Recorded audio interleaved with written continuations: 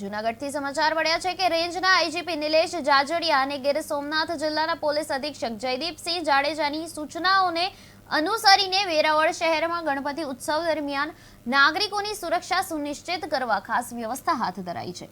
DYSP VR ખેંગારના માર્ગદર્શન હેઠળ PI HR Goswami, D staff PSI RR Raizada તેમજ પોલીસ સ્ટાફ દ્વારા મોટરસાયકલ પર પેટ્રોલિંગ કરી સુરક્ષા પર કડક નજર રાખવામાં આવી રહી છે।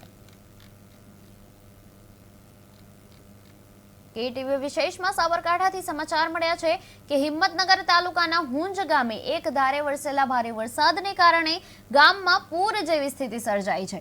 પાણીનો ધસમસતો પ્રવાહ રસ્તા પર વહેતા લોકોના ઘરોમાં પાણી ઘૂસી ગયા છે, જેના કારણે ગ્રામજનોનું જનજીવન ભારે પ્રભાવિત બન્યું છે। વરસાદના આ તીવ્રતા કારણે સ્થાનિક લોકો ભારે મુશ્કેલીનો સામનો કરી રહ્યા છે।